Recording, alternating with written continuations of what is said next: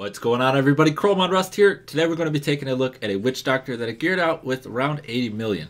Now, I do want to point out that when I'm going through the stats and everything, that it is going to reflect the 38 levels of Paragon that I do have on the witch doctor.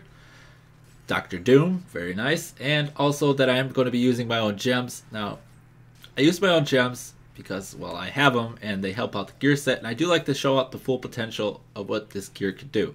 So that's why I like to use pretty much the max level gems. I don't use Marquise because that is beyond me, and it costs a ton to unsocket and make, and I just don't like going through that hassle. So I do stick with the Radiance like a lot of players do, unless they're just really rich. But even with all that aside, costs and everything, gems are not going to make or break your gear set unless you have like really awesome gear.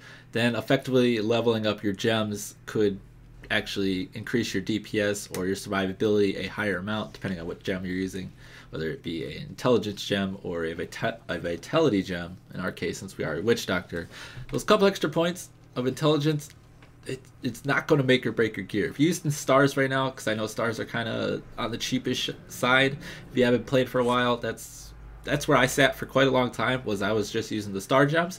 I didn't have a ton of gold. I wasn't farming the auction house. I was just using budget gear, and it was fine. You know, I ended up leveling up my gems, and I had really bad gear, and it really doesn't do anything unless you're really well geared out. You're not going to have a ton of the percent multipliers like the attack speed, the crit chance, the crit damage. So it's basically not going to make or break the gear. I just like to show off the full potential of the gear set because you know, I like to see what it can do. You know, I just spent my time gearing out the set, seeing what it could do, and it's farming an MP10, so I'm really excited about that. Now, I want to go over some breakpoints because when you're gearing out any class, you're going to want to check out the breakpoints for the abilities that you're going to be using. The one ability that is going to be huge on the Witch Doctor is, of course, going to be Fire Bats with the Cloud of Bats ruin on there. It is going to call forth a swirl of bats that damage nearby enemies for 500% weapon damage as fire. 500% weapon damage is really good. That's huge. But then it continues on and it says the damage of the bats is increased by 20% every second for up to a maximum of 100%. So it doesn't mean that it's taking it up to 600%, which in my first Witch Doctor video, that's what I thought. I thought it took it up to 600%. It's actually taking it up to slightly over 1000% weapon damage, which is insane. It's the highest damage dealing ability for your Witch Doctor. So it's tremendous. 1000 weapon damage, and you're going to be able to channel this and just continually keep dishing this out, as long as you're not having to dodge things. So that's why we're going to be using some other abilities. Just a little spoiler, Spirit Walk. Yes, you're going to want to use that. So the breakpoint that I did go for, because I have 2 pieces of gear with attack speed on it, that's what I chose to do. It's not draining my mana too frequently, which is another thing that I'm going to be going over as well. And I'm able to sustain my Fire Bats pretty well, as you'll see in the gameplay in the background. Now, the 2 pieces of gear that I did get with attack speed is going to be the gloves, which I got 8%, and I got 8% as well on the witching hour, which I was like, that's perfect. But no, you come to YouTube to learn from noobs' mistakes, like this guy right here. So I have 1.16 attacks per second. So what I was thinking was, I was like, okay, the breakpoint that I wanted to hit was the 1.15385 to 1.2 attacks per second mark, which is great. When you're trying to hit a breakpoint, you basically want to get as close to it as you possibly can, unless you're using an ability, which I'll go ahead and pull up here so you can take a look at it. It is going to be a very well-known Witch Doctor ability, Big Bad Voodoo. It is going to increase your attack speed by 20%, which is great. It's going to push us up to a few more breakpoints, which is what you're going to want to do. So I'll go ahead, pull the inventory back up, throw up my Big Bad Voodoo, and it's going to take me to 1.36 attacks per second. But when we look at the breakpoint marks, we'll go ahead and I'll read it off. It is 1.36364. As you can see, 1.36 just isn't cutting the mustard. If I would have gotten effectively, or actually 17 attack speed added onto this gear set instead of 16, I would have then been able to go even slightly higher into that next breakpoint. So if you have attack speed modifiers on any class, you're going to want to keep them in mind, and not have a little bit of an epic fail like I did. So if you're doing a gear set like this, before I get into the gearing guide and everything, you're going to want 17 attack speed to hit this breakpoint, and then when you're using your big Big Bad Voodoo, it's going to then push you up to the 1.36364 attack speed mark, which is going to be 2.68 attacks or 2.86 ticks instead of 2.73 ticks like I'm sitting at. So you're going to be able to dish out quite a bit more damage. Now, over a short run, it's not going to matter that much, but over the course of multiple runs, this 1% attack speed is going to affect you more than you would think. It's okay. It's not huge, but it matters. So definitely pay attention to things like this when you do have attack speed modifiers on your skills. So we're ready to go ahead and go over the gear and the stats. Now, I don't normally throw out a bunch of numbers, but around 4,000 armor, 700 all resist, and 70k life, it's going to be about what you're going to want to sit at if you are planning to farm an MP10 and be tanky enough to where you're not dying all the time. Now, you can see that I am slightly below those numbers, and they're not like my numbers or anything like that. I just see them thrown around on the Witch Doctor community here and there, and I decided to gear out that way because I just wanted to try it out for myself, see how it worked, and I have to say, the numbers don't lie. It's really good. You know, I don't have the 200k damage that is also recommended, so you're not going to quite need that much, especially when you're working on a budget. You know, you're just going to have to sacrifice a few points here, a few points there, and just live with it until you can get slightly better gear, or if you're one of the lucky ones, actually find a better piece of gear. That's a novel idea. Hopefully in Reaper's Souls, that'll be a little bit of something that happens a little bit more often, especially since you can't trade items anymore. But not to get into Reaper's Souls, stick with the Witch Doctor. There's going to be two ways that Witch Doctor's gear, and it's going to basically be determined by whether you're using a one-handed weapon and a mojo, or if you're using a scorn. It's going to really depend on how fast your attack speed is, how much attack speed you're going to want, how much mana regeneration you're going to need. There's a lot of things that you're going to have to balance inside of your Witch Doctor. Now, this damage number that you do see here is going to be affected in my skills by Pierce the Veil. It's going to increase my damage by 20%. So it's going to be estimated, or calculated, I should say, into the number that you see in my inventory. But also, it's going to be costing us 30% more mana. So I know there's big debate in the Witch Doctor community, or at least there used to be, on whether Pierce the Veil is viable or not. In my opinion, I don't play Witch Doctors tons, so just take it for what it's worth, is if you're using a one-handed weapon and a mojo, you're not going to want to use Pierce the Veil because your attack speed is just going to be way too high. But if you're using a two-handed weapon like a Scorn, Pierce the Veil is going to be viable, and you're still going to be able to get some attack speed on your gear, just like I was able to. So there is the two ways to gear out your Witch Doctor, and that is pretty much going to be determined on whether you use the one-handed weapon or the two-handed weapon. Scorns are going to be the cheaper route. If you're working in a budget, that's why I went with the Scorn. You're going to want to go with the Scorn, like I said. And the 4-piece set bonus, we're going to go ahead and get into the gear. The Zuni's helm is going to be the first piece of the 4-piece.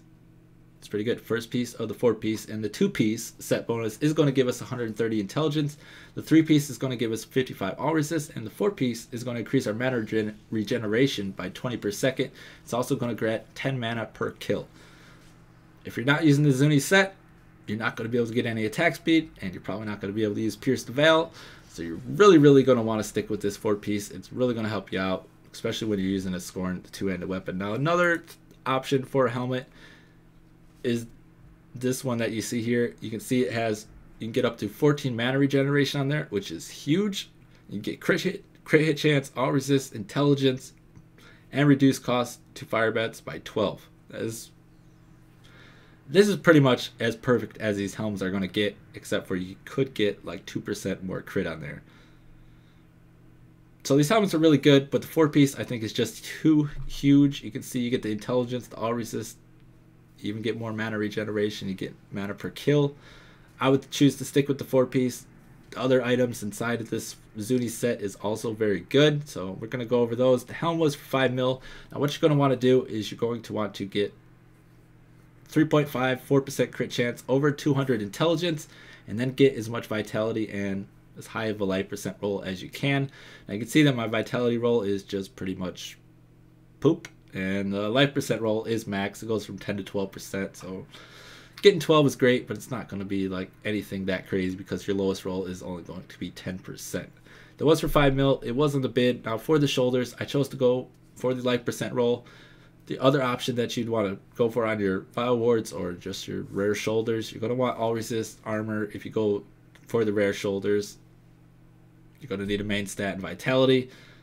But the other roll, if you go for Vile Wards, is you could go for the double vitality roll. So you're going to want around 150 or more, or else you're going to be better off just probably going with the life percent. Now, these shoulders were for 12 mil, and it was on the buyout. These were kind of expensive, but it's a decent pair. 11% life, 12 is going to be your max. The intelligence is kind of low. The vitality is not horrible. Like, you see 40 vitality rolls on Vile Wards all the time.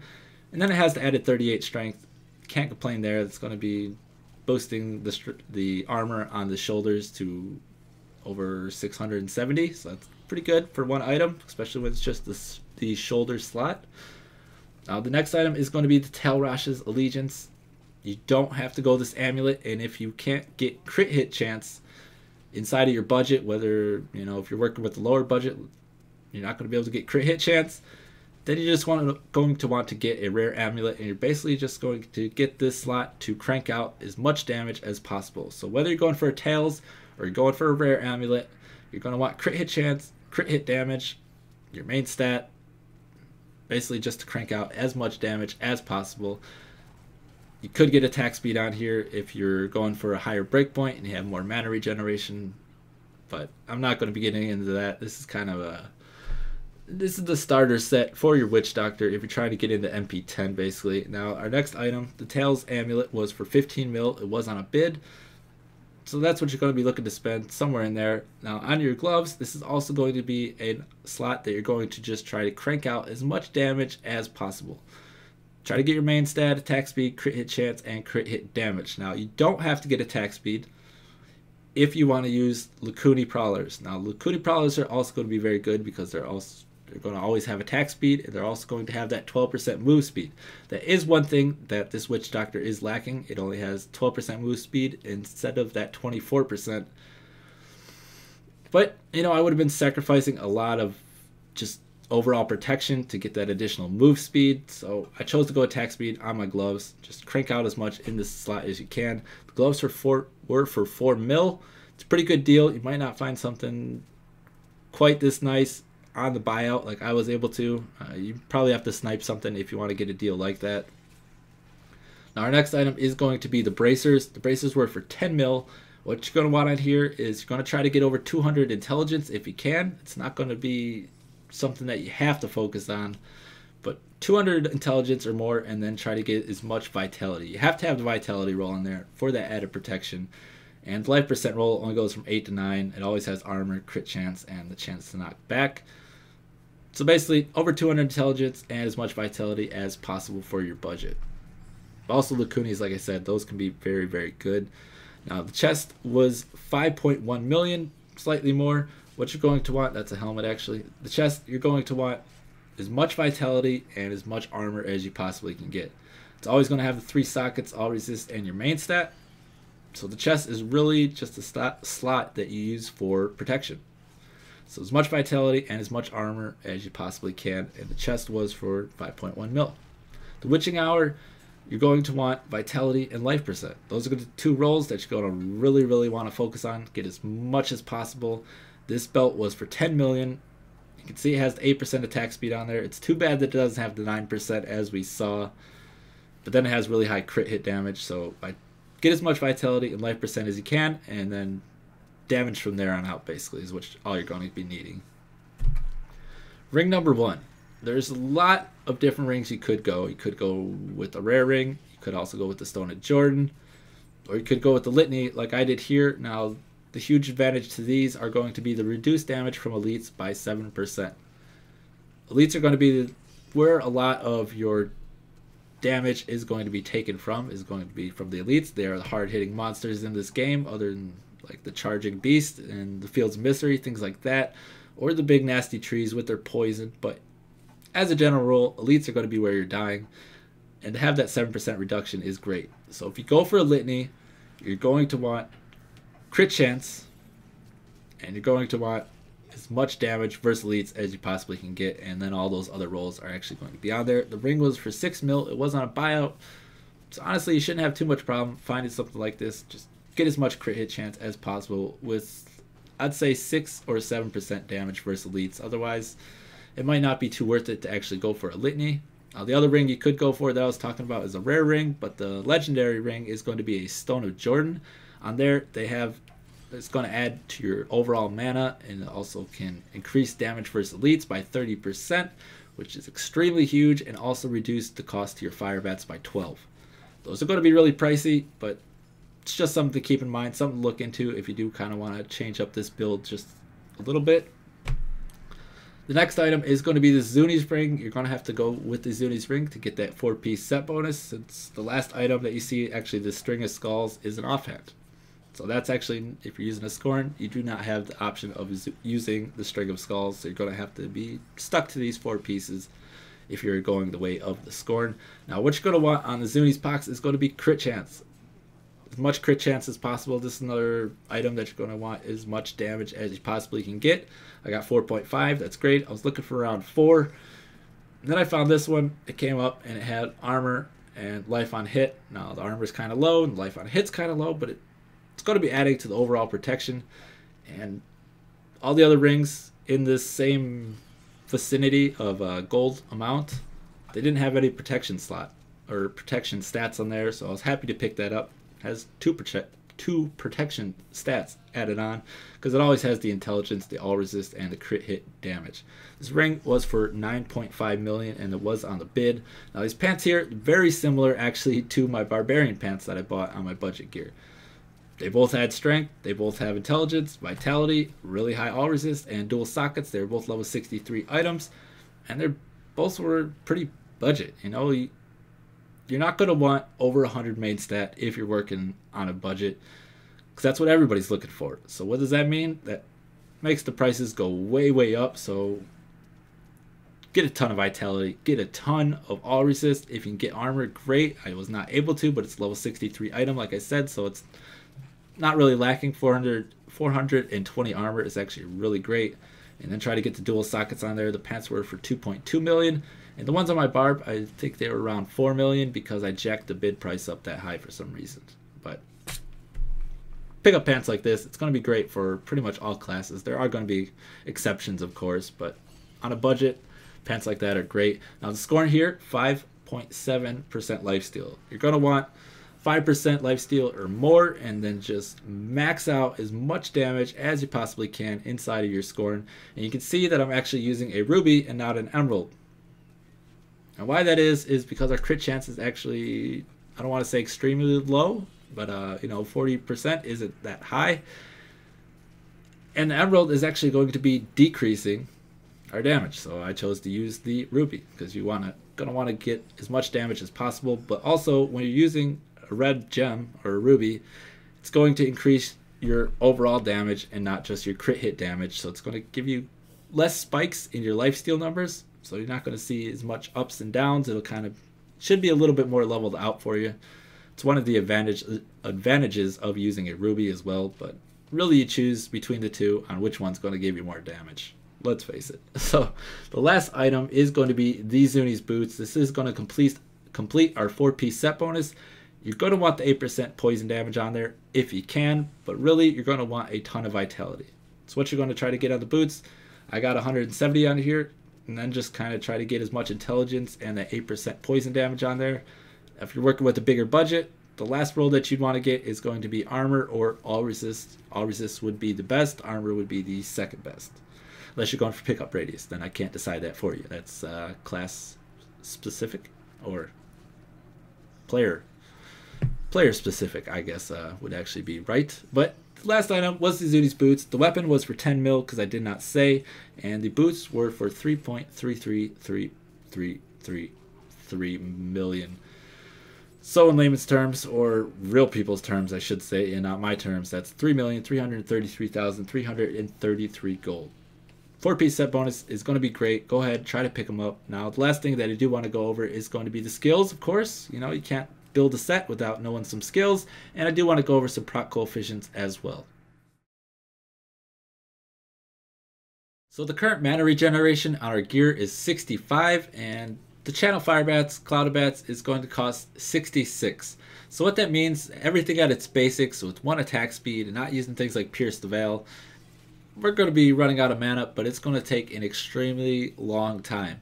Now, I was planning on going into a ton of math and everything. I mean, I still am going to just a little bit because, let's face it, I just like to do that. And it kind of gives you a little bit of a better understanding, but there's not going to be an exact number that I'm going to be able to give you. It's going to be kind of determined by, well, the skills that you choose, your attack speed, the breakpoint that you hit and everything. So just to get into a little bit of it, is Firebats, Cloudabats, the guy Nubtro over on the US BNet forums, and I think he posts on the EU BNet forums as well. Once again, he is the one who found out the breakpoints for this. I was not surprised to actually hear that when I saw the way that the numbers were laid out in the forums.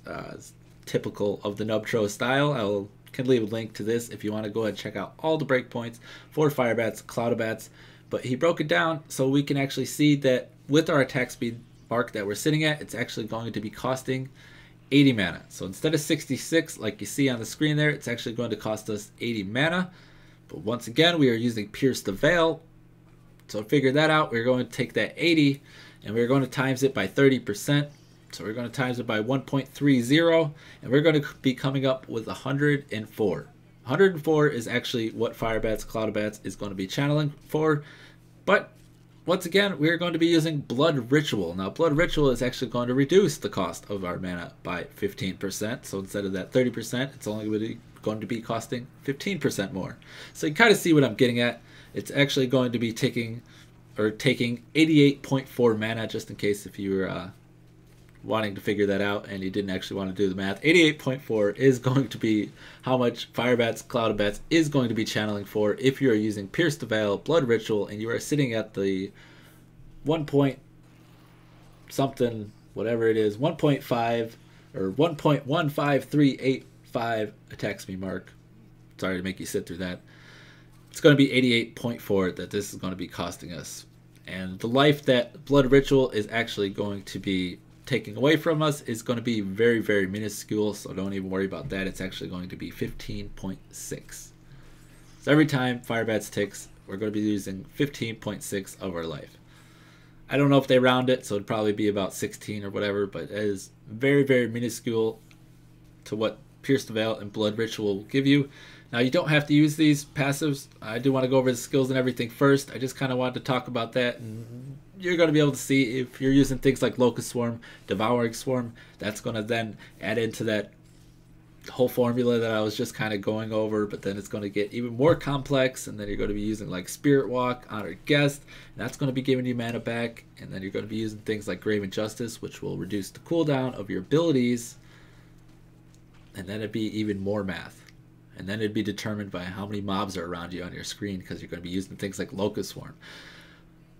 So, yeah, okay, enough of the math. Locust Swarm, Devouring Swarm, to go ahead and get into this, is going to be really great because we are going to be needing mana regeneration in some form, because with the way that I geared out, and because I'm using Pierce the Veil, if I were not, I would not need to use these particular skills that I'm going to be going over, but I like the damage output, so I put up with the slightly annoying having to use abilities that gain my mana back. But Locust Swarm, Devouring Swarm is going to be great. It's just going to spawn to any monster that's on the screen within a certain radius of the next monster. So you're going to need about 6 mobs on your screen for this actually to start to become beneficial, because it's going to cost 196 mana, but we're only going to gain 37 mana for every enemy that is affected. So you're going to want about 6 on the screen, and then you're going to at least gain the mana back that you spent and going to be able to dish out a little bit of damage. Firebats, Cloudabats, can't change out this skill. This is the core of the build, and it's why I was rambling for the past 2 minutes. Soul Harvest, Vengeful Spirit, once again, not going to want to take this out. This is huge. You're going to be able to gain 130 intelligence for each enemy affected. Now, it's only going to be able to stack up to 5 times, but that is a tremendous amount of intelligence. It's going to be boosting your damage a lot and your protection. I like to use Vengeful Spirit. I think it's the best. It's going to be giving you damage, so this actually does have a proc coefficient on there, and I actually do have it up, so I could go ahead and tell you what it is. The proc coefficient on Soul Harvest is going to be 25%. So 25% of whatever you would normally get, Vengeful Spirit is going to be proccing that. So I would not recommend using something like Soul Harvest. Vengeful Spirit's going to be better in your survivability, and you're going to be able to dish out a little bit of damage, but you could go for like some cooldown reduction if you wanted, or for some mana. I guess cooldown reduction may not actually be in this one. I do apologize, but movement speed if you're looking for some slows, or Swallow Your Soul if you need some more mana, but Vengeful Spirit is definitely going to be the way to go. Spirit Walk with Honored Guest. Spirit Walk, you just want to stick with it on your Witch Doctor. Hardcore, softcore, it really doesn't matter. It is just awesome. Jaunt is really good. It's going to increase the duration to 3 seconds.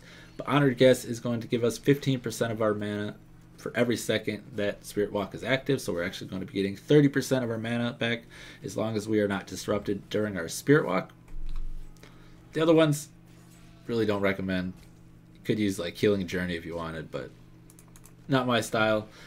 Honored Guest is going to be great, and like I said, Jaunt is going to be also very good. Big Bad Voodoo. Now we're getting into some skills that we could change around, but Big Bad Voodoo with Slam Dance, 20% bonus attack speed as we saw, and it's also going to increase the damage of all nearby allies by 30%. So this is really huge for the crypt runs. Big Bad Voodoo is just awesome. Really, really good. You see it's 120-second cooldown on there, but it's not going to be that big of a deal because we are going to be using Grave Injustice. So whenever an enemy dies within 8 yards, we're going to gain back 2% of our life, which is really great. But also all the cooldowns and all of our abilities are going to be reduced by 1 second. So that is huge, huge, huge. You're going to be getting your Spirit Walk back really fast. Your Big Bad Voodoo, it's not going to be coming back really fast, but a lot faster than 2 minutes. You're going to be able to cut that time at least in half. So Big Bad Voodoo, you could put something else there like Gargantuan if you wanted. Fire Bombs are alright, Poison Darts or something like that. Grasp of the Dead aren't, it's not too bad if you're inside of the crypts and you need to cut some mobs off or something like that. Horrify is also very good if you are using Frightening Aspect for that added protection. It's another panic button in addition to your Spirit Walk. You're going to gain 100% of your armor. So it's going to take our 3,800 and it would double it up to whatever that would be, like 7,800 or 7,600. You know, it's just going to be extremely, extremely good for tanking, and it's also going to push all the mobs away from you. So it's an additional panic button, like I said. And Hex is going to be another ability that I really like to use. Now you could use Hex. This is kind of just for like the single targets, and I really like it because with your Fire Bats, Cloud of Bats, if you've been paying attention at all to the background, you're going to see that if a mob tries to run away from me, it's normally an elite because I'm not dropping him real fast, and if it's a white mob and he's running away, I'm not going to chase after him. But if it's an elite and I got to get that demonic essence, I got to get my 5th stack, whatever the case may be, I throw out my Hex, it instantly turns the elite into a pig. He's not running away, he is taking 20% additional damage. So this is one choice, but also there's another really good choice, and Hex is going to be for like, if you're not doing crypt runs, Hex is going to be good. I'll just put it that way. And then Mass Confusion with Paranoia. It's going to be awesome for your crypt runs with your buddies. You're going to want to throw this on. All enemies in the area of Mass Confusion take 20% additional damage, and the ability itself actually charms the enemies and confuses them into fighting for you for 12 seconds. That is a very long duration. 12 seconds is really, really good, especially if you charm an elite and he's attacking with you. That's, you know, you can't complain, and he's probably not going to be running away and all that. So Paranoia or Hex are going to be pretty much your two choices that you're going to want to go with. And then for the passives, because I know this video is taking way longer than all the other ones, it's just Witch Doctors, you kind of got to tune them just right and you're going to get the best results. So Pierce the Veil, Grave Injustice, Blood Ritual, really good. But you know, you don't have to. Spirit Vessel is also very good. If you're having troubles with mana and you just can't sustain the Pierce the Veil, that'll allow you to take Pierce the Veil off. Then you'll probably be able to take Blood Ritual off. And then you can Jungle Fortitude. It's going to be great for protection. Spirit Vessel, like I said, is going to be awesome. It's going to reduce the cooldowns. Or no, that's a different one. But this one's, oh, it does. Yeah, it reduces the cooldowns of Spirit Walk, Soul Harvest by 2 seconds. In addition, the next time you receive fatal damage. So when you die, you're instantly revived. So this is awesome. You don't want to take this off in hardcore. Grave Injustice is really good. And the other one that I was looking for is Gruesome Feast. The last one that I'm going to go ahead and talk about is whenever you are healed by a health globe. A lot of witch doctors choose to use this, and if you're going for something like this, you're going to want more pickup radius because you're going to gain 10% of your maximum mana. Also, you're going to gain 10% intelligence for 10 seconds. And this could stack up to 5 times, so you can get 50% additional mana. You can get 50% or yeah, you get 50% additional intelligence when this is stacked to the max. So that means when you're using something like your Spirit Walk Honored Guest and you have 50% more mana, you use your Honored Guest and you're going to be getting 15% of that additional 50% that you just added on. So hopefully that wasn't too confusing, but it's going to be really, really good. But go ahead, try some of these skills out, tune them a little bit to your playstyle, whatever fits you the best. Now, I am going to be giving this gear set away. It is going to be given away on February the 2nd. That is a Sunday. It is the first Sunday of February. So it'll be happy February to anybody who wears this gear set. All you're going to have to do is don't post your battle tag. Just post anything, whatever you want in the comments below. Just say, hey, what's up? It really doesn't matter. And you'll be entered to win. The last guy, Chris Bradley. I told you I can't forget your name, man. You're just... Chris Bradley, you brought up so many memories. But anyways, that is going to be it for me. I'm ChromeOnRust for Core Expert Gaming. Go ahead, try out your Witch Doctor. I hope you do enjoy. I'm out of here, and you all have a great day.